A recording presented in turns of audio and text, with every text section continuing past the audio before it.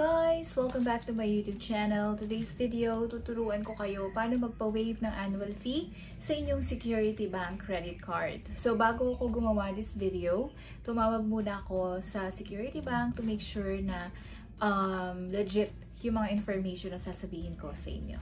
So kung meron kang credit card with Security Bank and interested kang malaman to, please continue watching this video.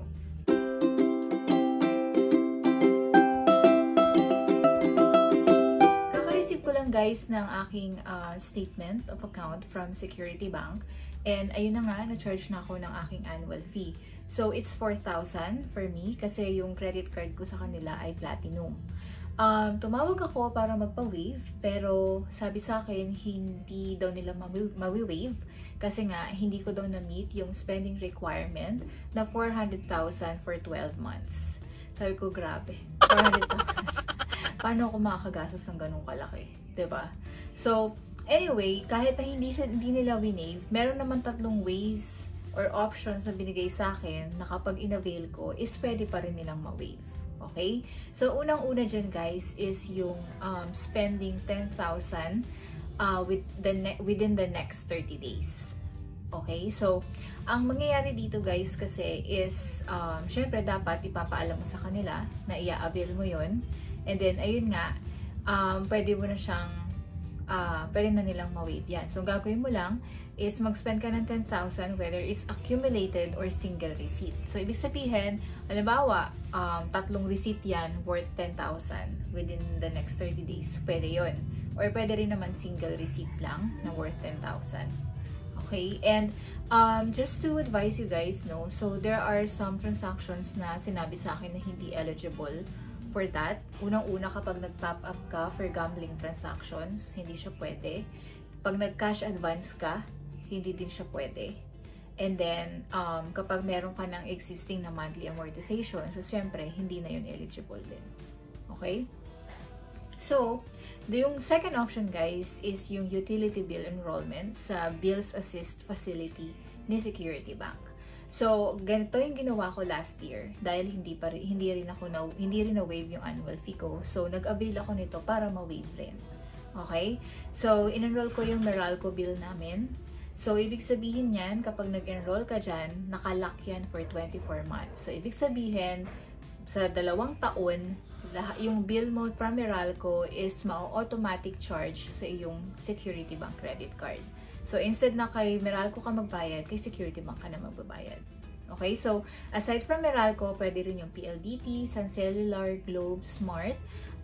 Meron pa silang ibang partners, kaso yun lang yung natandaan ko. Okay? So, sasabihin naman nila sa'yo yan pag tumawag ka. So, aside from utility bill enrollment, meron ding convert to charge light na tinatawag. So, for example, gusto mo mag-avail ng ready cash, tapos and para din sa annual fee waiver, pwede yon.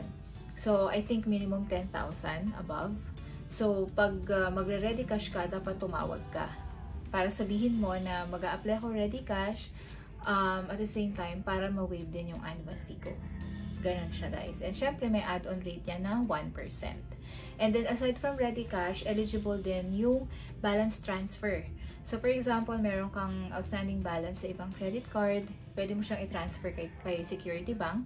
So, si Security Bank, babayaran niya ng buo yung outstanding balance mo from other banks, and then kay Security Bank ka na magbabayad. So, 1% add-on rate din yan. Syempre, may interest yan. Tapos, bibigyan naman kayo nila ng computation yan kung magkano yung magiging monthly amortization para dyan. Okay? So, yun lang, guys. Yung actually tatlo na yon na option na pwede nyo pagpilian just in case na hindi ma-automatic waive yung inyong annual fee.